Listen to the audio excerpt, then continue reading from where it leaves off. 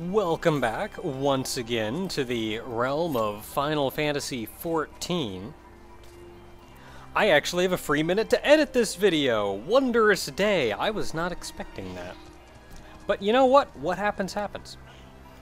Today we're tackling the next of the 2.3 dungeons, Tam-Tara Deepcroft Hard Mode. Again, one of the dungeons added in 2.3 alongside the previous video that you all saw. Now this dungeon is not terribly mechanically complex, though it can throw a curveball at you. It's also much more story heavy than the previous dungeon, or any of the dungeons that were released in this particular expansion. And of course, as normal, I will not actually be showing any of the story, so y'all are on your own for that one. This place can get kinda creepy though, especially if you are paying attention to the story. You see, I'm simply doing the duty roulette, which means I'll eventually get dropped in, so let's skip on ahead to when that happens.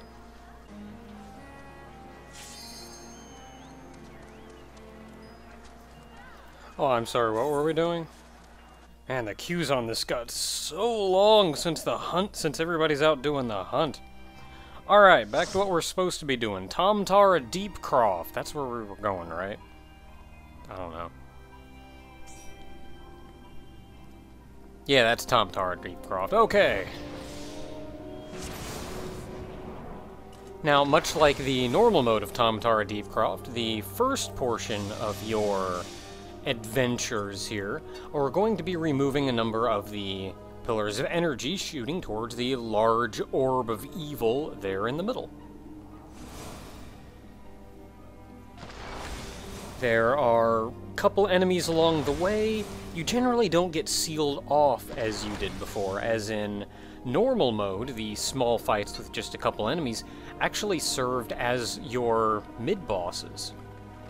Whereas in this one, they're just kind of regular fights, and you've actually got proper mid-bosses. Now, as you run up here first, you'll see two Tam-Tara Dire Mites.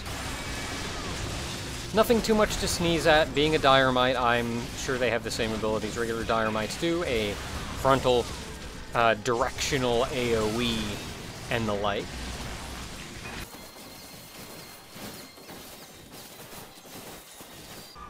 Now, if you look there off in the distance, you will see a torn folio, just as I ran off from it. The torn folios are sprinkled about the dungeon, and they give you a little bit of story leading up to the final boss of the area. But here, just a couple more Tam-Tara Dire Mites and a Miteling there, all of which do nothing of terrible note.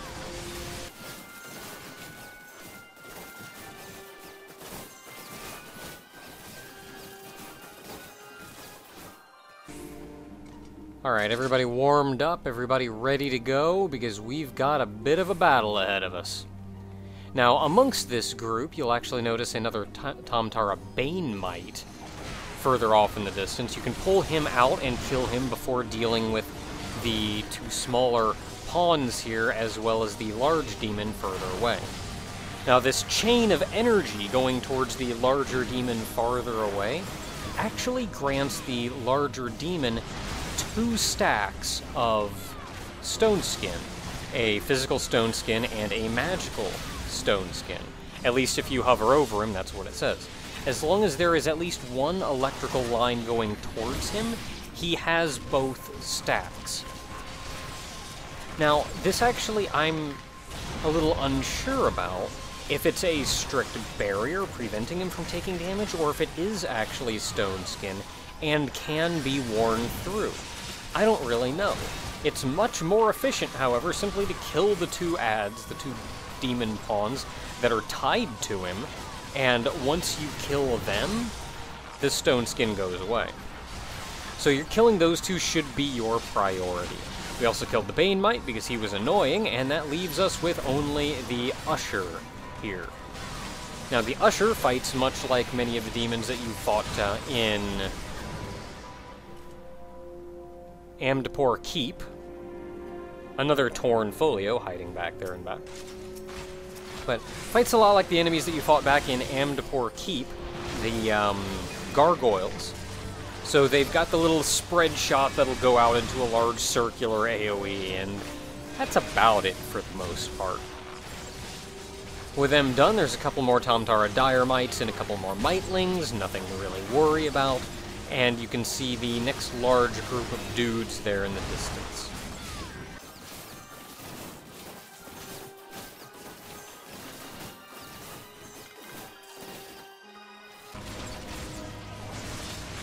This should give us a chance. The tank pulled the Bane Might over so we can take care of him before the next group of dudes. And I suppose they fixed this bridge between normal and hard mode, because normally there was a passageway in back where you had to loop around to get up here, but now you can simply walk right on in. Now this fight works exactly like the previous one. You've got two demon pawns giving the usher there 2 stacks of stone skin, so kill the demon pawns first. They're regular demons, they've got regular demon things. Now the usher in back fights much like the enemy that you saw in Labyrinth of the Ancients. And he's got similar attacks, notably the very large directional AoE you've been seeing him do up until now. But honestly, he fights exactly like a smaller version of the mini-boss between men. However, once he's about halfway dead, probably 60% dead, 2 of the, what are these called, Demon's Wake will spawn, 2 gnat-type enemies. Personally, I tend to go grab one of the gnats just to make sure it doesn't turn around and go beat on the mages, but this tank was actually very good about grabbing all of them. So I went ahead and finished killing the usher, just so it was done and out of the way before worrying about the Demon's Wakes. Otherwise, I don't like stuff beating on my mages. Maybe that's just me. So I would usually run over and start grabbing one of them. You can see another torn folio there off in the distance, and now our passageway is actually blocked, and we've got to go into the passage that I believe we came out of in normal mode. But going down here leads us to our first mini-boss. Now this mini-boss does have 1 or 2 interesting mechanics that makes it a little bit harder. If you don't actually know how to deal with this, you may wipe.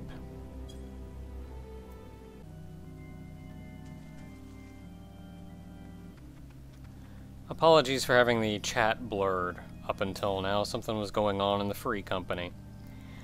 Managed to disable that chat from it, though, and we can actually give this a second good old try. As it turns out, our healer didn't actually completely understand the mechanics. Completely honest thing, the mechanics in this fight, though simple, are not terribly intuitive, I feel. Of course, you want to run in, beat on the boss at the start. You'll see a red mark appear around your around a character, as you saw appear around mine, and followed immediately by a bunch of best man ads.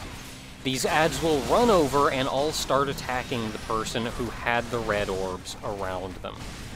Do not kill the best men.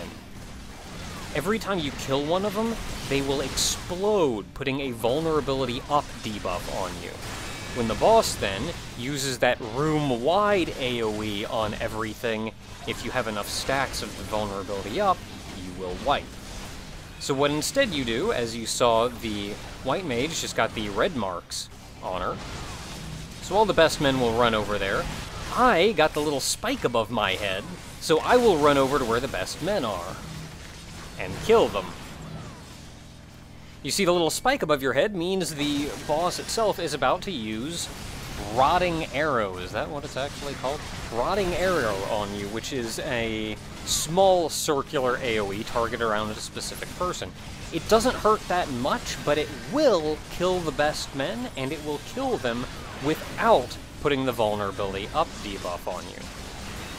So it's as simple as that. We've seen our bard in back get the red marks on them.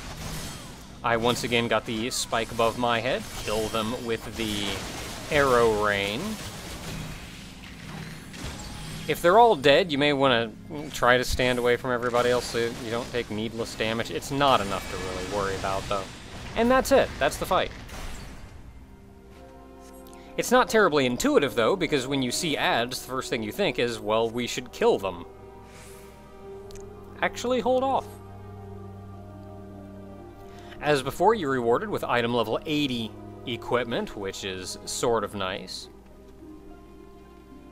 And we can move on to another interesting little spot, a defiled coffin. There's a few of these between this mid-boss and the next, which will spawn a, I'm not sure how to pronounce that, Dentalion. This guy fights exactly like the guy did in Lost City of Amdapor. He's a similar dude there. He's got a couple attacks around himself, but for the most part he doesn't do too much of note. He's got a regular attack, doesn't do a lot. He can cast darkness on his foe. Not too much to worry about. He can also paralyze, so that's kind of nice. The only real worry is he does have an AoE, which he also did have back in Lost City of Amdapor, that is a little bit harsher, but you can just get out of the way of. Now, before getting to where we need to go next, you'll find a discarded body. Once again, doesn't do anything terribly of note. We've seen these enemies many times before. Conal AoE you may want to get out of the way of, but that aside, you should go down with reasonable ease, followed by a spare will and a spare soul. You actually want to kill the spare souls first, as opposed to the spare wills. The spare souls have that circular drain AoE around them. The spare wills do not. So once you kill off the spare soul, you no longer have to run in and out every single time. And you can just wail on the remaining guys. The spare wills, I'm yet to see do anything of terrible note. They'll cast spells because they are mages, but that's about the most I've seen out of them.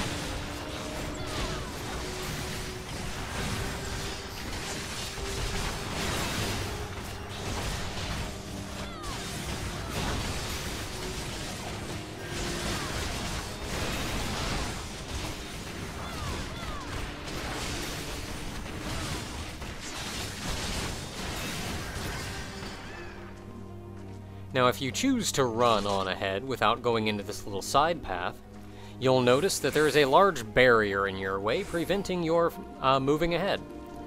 So what you need to do, there's another torn portfolio. What you need to go is, once again, go in here and open another defiled coffin. There are 3 of these total, and this is the second. And this time we're fighting not only the Dantaleon, but 2 phantom soldier. I thought it said spider for a second. 2 phantom soldiers as well. I make my priority killing the phantom soldiers first. If the tank can get hate on all 3 of them, more power to him. I'll generally attack one off to the side, and if need be, I'll tank them. They generally don't do enough damage for me to have to worry about it too much. Kill off the 2 of them, and you just have to fight off the big guy, and you're good to move on. Just as before, he doesn't do anything of too terrible note. The big challenge here comes more from the wrangling of the multiple other ads than simply defeating the one of those. So with the second coffin done, we can once again move on to another set of spare soul and a couple spare wills. And you can actually see the barrier there off in the distance that we cannot go through.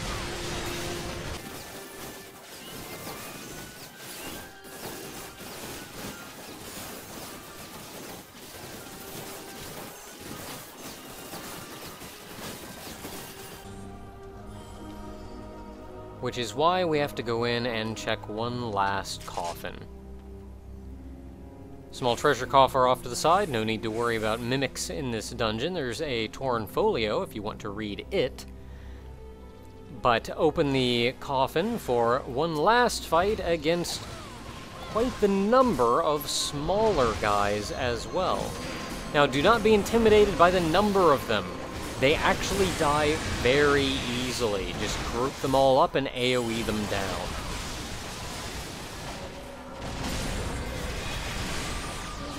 And of course, once you've killed all of them, it's back to business as usual, killing the main one.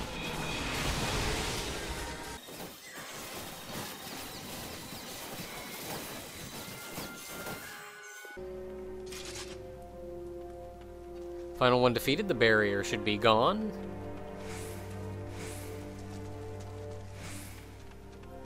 And with the barrier gone, we can make our way to the second mid-boss. Now, if memory serves, this is actually where the final boss of normal mode was fought. No, it's not. I am indeed mistaken. This is actually a new part of the map. You didn't actually go over here in the normal part of the game. Since we know that the healer is new to this, I take a brief moment explaining the fight to the healer, but the fight honestly isn't that complicated. The boss is the spare body off to the side. The spare body does a couple AoEs, but nothing of terrible note for you to worry about. The biggest thing that you should have to concern yourself with is he will plop down a large AoE on the ground that will create a sitting cesspool that you will need to move out of. The other thing to recall in this fight, the other mechanic of note, is that our small friend there in the middle, there's the cesspool you kind of don't want to stand in. Our small friend in the middle there can't move, and you need to keep him alive until you kill the spare body. Now, every now and then, orbs will spawn out of the black spheres around the edge of the arena. These orbs will slowly move towards him in the center, and the only way to get rid of them is to ram head first into him. They'll do an amount of damage, but it's nothing unreasonable. As a melee, I could run into probably all of them, to be honest. The second time around, I probably couldn't run into all of them the second time around, but at the very least the first round, when only some 4 or 5 orbs spawned, I could. Second round, it'd be helpful to have a little, well, help. With them done, with the second round down, though, the spare body, where you go back to beating on the spare body, is once again pulling down a pool of goo that we don't exactly want to be standing in. If memory serves, his frontal attack is a cleave, but don't quote me on that. And now the final round, you'll notice these orbs are much larger than before. And in turn, they will do a lot more damage should you ram into them. There are only 2 orbs, however. They do enough damage that I'm not completely comfortable ramming into both of them myself, but I can. But with the both of them gone, there's honestly very little left to worry about in this fight. Once those 2 are done, simply beat on the spare body until it's gone. You will get your crafting items and potentially an item level 80 weapon or item, not a weapon, piece of equipment. And you'll find a teleporter which takes you back to the western side of the map, where we started our adventure. There's another torn folio here hidden off in the back of the room you teleport in.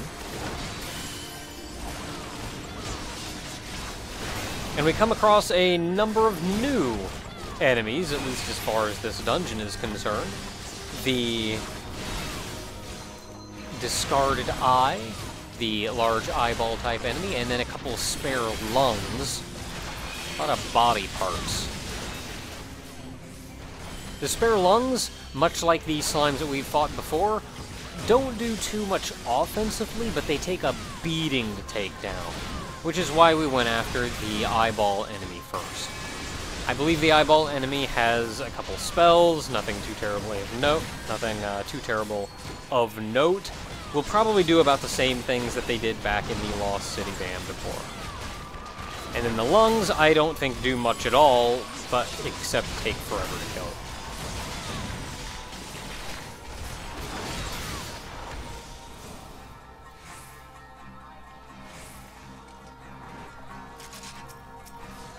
Still more discarded body parts, so we can once again go beat on the eye before we go to the other body parts there.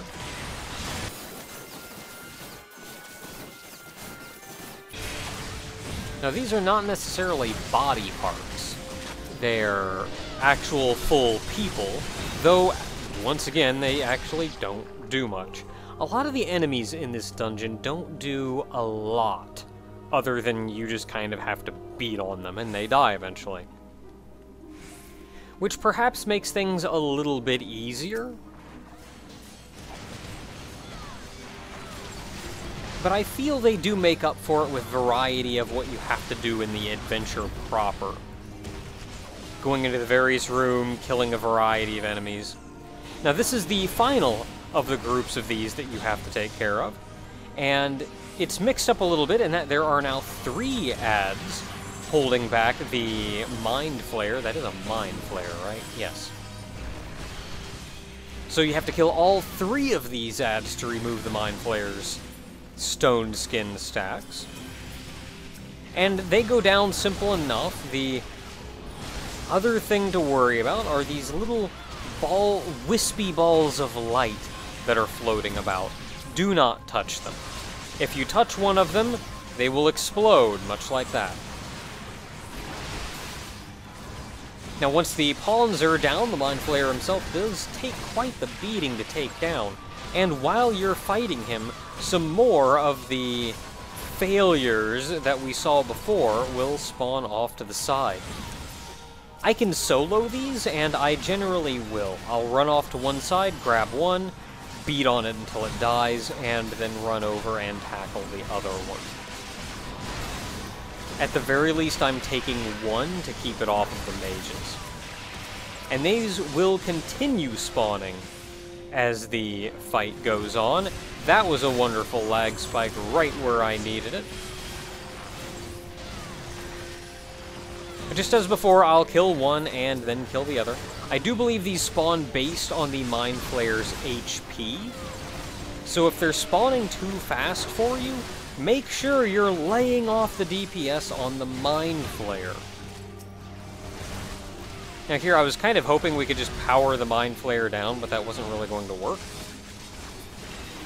So I figure I'll go ahead and kill the failure there before going back to the Mind Flayer. And this time, even if more ads spawn, we should be able to just power him down. We've got very little life left at this point. Being a Mind Flayer, once again, he's a spellcaster, so he's going to be nuking everybody for a while.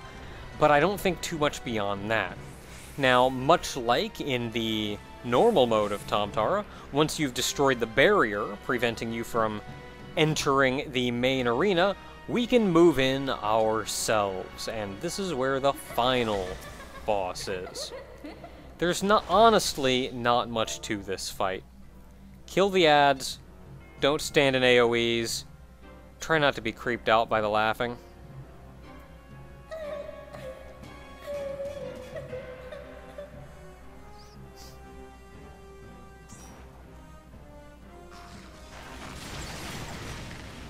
Your boss is the actual head, so to say.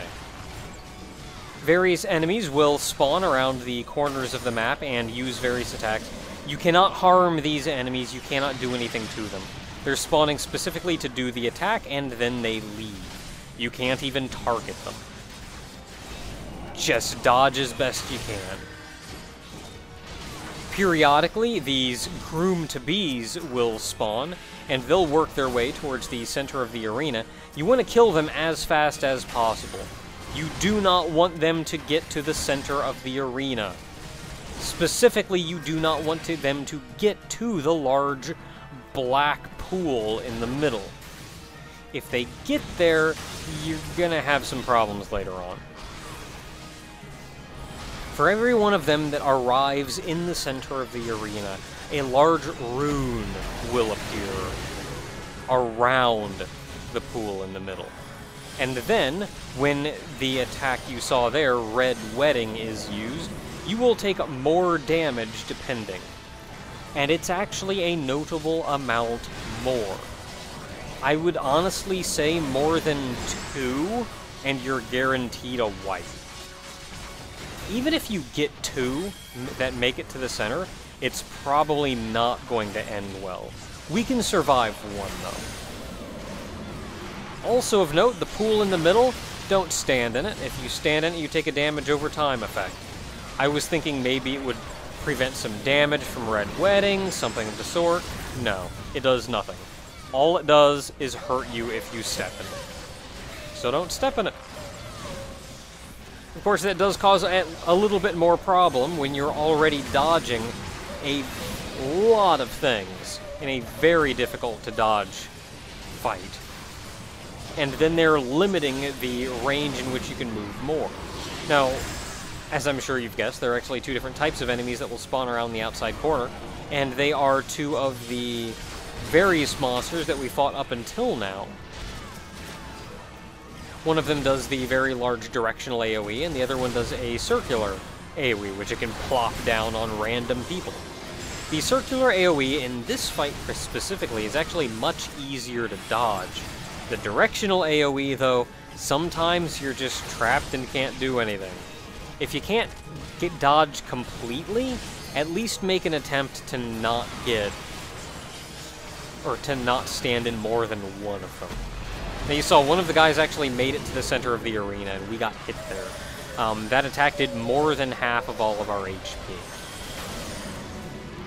That is going to be fun to dodge.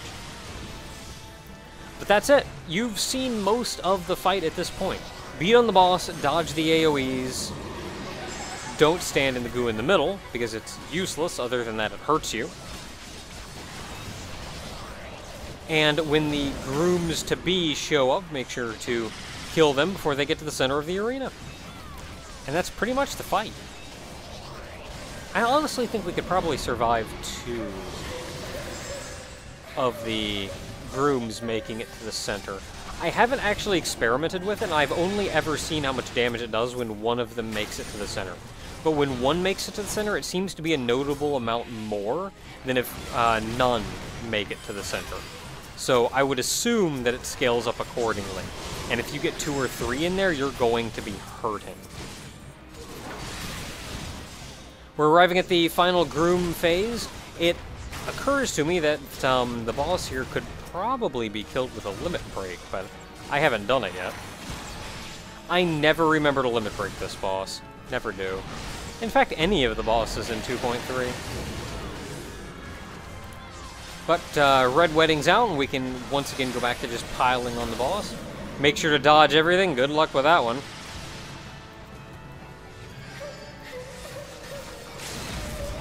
Go back to beating on the head, and that's effectively it for the fight. That's effectively it for the whole dungeon. Take the thing out, and we can call it a day.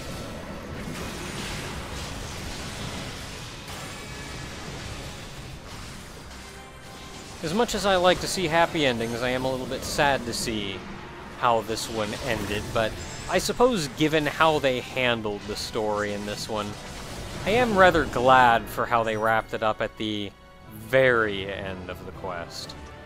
I don't know why, it just added a little something. Let me know if they weren't doing what I was expecting them to do, they were at least going all out with it.